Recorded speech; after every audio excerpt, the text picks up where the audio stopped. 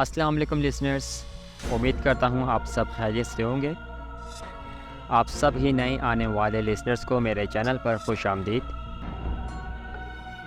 वाक़ियात की तरफ बढ़ने से पहले आप सबसे गुजारिश है कि अगर आप हमारे चैनल पर नए हैं तो चैनल को सब्सक्राइब करें और वीडियो को लाइक करें और अपने फ्रेंड्स एंड फैमिली के साथ भी ज़रूर शेयर करें और हमारे चैनल को ज़्यादा से ज़्यादा सपोर्ट करें। तो चलिए चलते हैं वाक़िये की जानिब।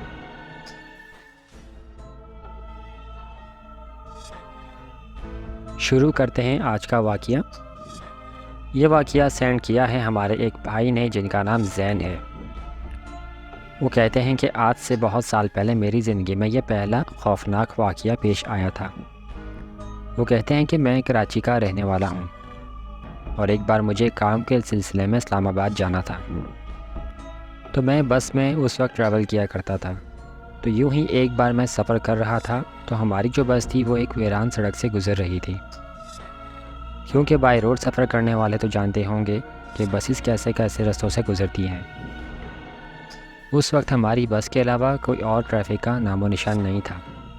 बिल्कुल खाली सड़क थी वो और दोनों तरफ जंगल था और उस वक्त रात के 2 बज रहे थे। तो बस में मौजूद तमाम पैसेंजर भी सो रहे थे। पर मेरी आदत है कि मैं सफ़र में ज़्यादा सोता नहीं हूँ और तब मुझे सीट भी सबसे आगे वाली मिली थी।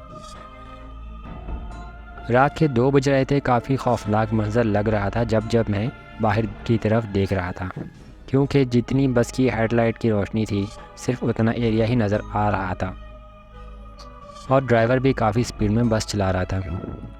यूँ जाते जाते काफ़ी दूर ऐसा लगा जैसा रोड के ठीक बीचों बीच कोई सफ़ेद चादर लिए लेटा हुआ है और ड्राइवर ने उसे देखकर बस स्लो करना स्टार्ट कर दी और उसे थोड़ा सा दूर 15 से 20 कदम की दूरी पर बस रोक दी। वो क्या चीज़ थी किसी को कुछ समझ नहीं आ रहा था।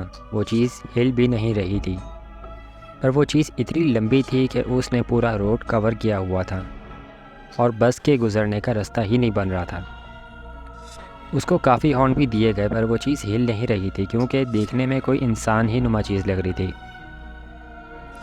फिर उसमें जो गार्ड था उसने कहा कि उतर कर देखना पड़ेगा, पर उस वक्त बस में जो लोग मौजूद थे तकरीबन सारे ही जाग गए थे बस रुकने की वजह से। और बस में कुछ बुज़ुर्ग भी थे जो शायद कुछ मामला समझ रहे थे। उन्होंने कहा कि देखकर उतरना, दोनों तरफ जंगल है तो कोई और मामला भी हो सकता है। तो गार्ड के साथ 3 से 4 लोग और भी उतर गए। जब वो उसके पास जा रहे थे तो काफ़ी डर भी रहे थे। पास जाकर उन्होंने उसको आवाज़ भी दी कि रोड के बीच में से हट जाओ। तो जो गार्ड था वो बिल्कुल उसके पास चला गया। जैसे ही उसने उसके मुंह से चादर हटाई तो गार्ड एक झटके से काफ़ी दूर गिर गया और चीखने लगा। उसके साथ वाले लोग भी डर कर बस की तरफ भागने लगे, क्योंकि वो चीज़ जब खड़ी हुई वो एक बहुत ही खौफनाक डाइन थी, यानी चुड़ैल थी। जब वो खड़ी हुई तो उसका कद इंतहाई लंबा था और वो बहुत ही भयानक अंदाज में चीख रही थी और बस की तरफ ही आ रही थी। बस में जो बुज़ुर्ग थे उन्होंने सबसे कहा कि सभी लोग बुलंद आवाज़ में आयतल कुर्सी पढ़ना शुरू कर दें। बस के अंदर भी चीखो पुकार शुरू हो गई थी, क्योंकि उसकी आवाज़ ही बहुत खौफनाक थी। वो डाइन चीख रही थी और कह रही थी कि मैं तुम में से किसी को ज़िंदा नहीं छोड़ूंगी।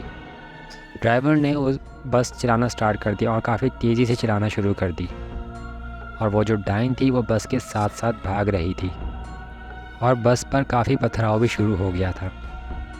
काफ़ी देर तक ये माजरा चलता रहा और बस के अंदर सारे लोग सहम चुके थे खौफ के मारे। सब लोग खौफ से कांप रहे थे, लेकिन कुछ देर बाद जब वो रोड ख़त्म हुआ तो अचानक से खामोशी हो गई और डाइन ने बस का पीछा करना भी छोड़ दिया था और पथराव भी काफ़ी ख़त्म हो चुका था। पर ड्राइवर ने हिम्मत नहीं हारी, पर ड्राइवर की हालत बहुत बुरी हो चुकी थी। गार्ड ने बताया कि उसका चेहरा बहुत ही खौफनाक था। उसकी नाक वाली जगह पर बस एक सुराख था और वो सफ़ेद आंखें थी उसकी और लंबे लंबे दांत थे। फिर जब बस अपने टर्मिनल पर पहुंची तो वहां से ड्राइवर चेंज हुआ था और गार्ड की तबीयत भी बहुत ज़्यादा ख़राब हो गई थी। मैंने ख़ुद भी उस डायन को देखा था। वो इंतहाई खौफनाक बला थी। मेरी आंखों से वो मंज़र हट ही नहीं रहा था।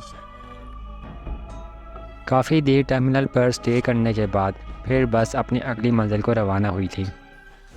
जब मैं इस्लामाबाद पहुंचा तो मेरी अपनी तबीयत भी बहुत ख़राब हो चुकी थी, क्योंकि उस डायन का खौफ मेरे दिलो दिमाग पर बैठ चुका था। मैंने यह तमाम वाक़या भी अपने घर वालों को बताया था, जिसे सुनकर वो भी काफ़ी परेशान हुए थे।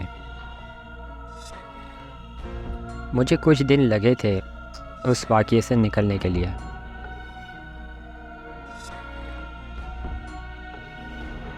और कुछ दिन बाद मैं काफ़ी हद तक बेहतर हो चुका था, लेकिन आज भी मैं उस वाक़ये को याद करता हूँ तो मेरे रोंगटे खड़े हो जाते हैं।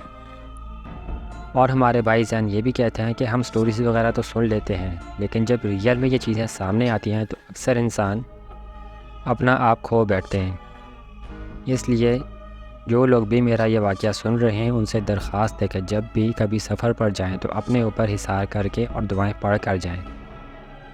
ये था मेरा वाक़या जो आप सबके साथ शेयर किया।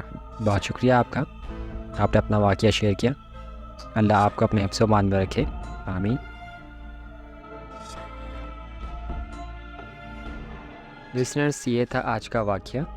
मिलते हैं नेक्स्ट वीडियो में एक नए वाक़ये के साथ। आप सब भी अपने वाक़यात शेयर कर सकते हैं स्क्रीन पर दी गई ईमेल पर, जो कि नीचे डिस्क्रिप्शन में भी मौजूद है। इंशाअल्लाह नेक्स्ट वीडियो में आप लोगों के वाक़यात भी तमाम लिसनर्स के साथ ज़रूर शेयर किए जाएंगे। आज का वाक़या आप सब लोगों को कैसा लगा नीचे कमेंट में ज़रूर बताइएगा, और चैनल को सब्सक्राइब ज़रूर कीजिएगा। तब तक अपना और अपने घर वालों का ख्याल रखें, नमाज की पाबंदी करें और कुरान की तिलावत करें, और हमें भी दुआ में याद रखिएगा। अपना बहुत सारा ख्याल रखें। अल्लाह हाफ़िज़।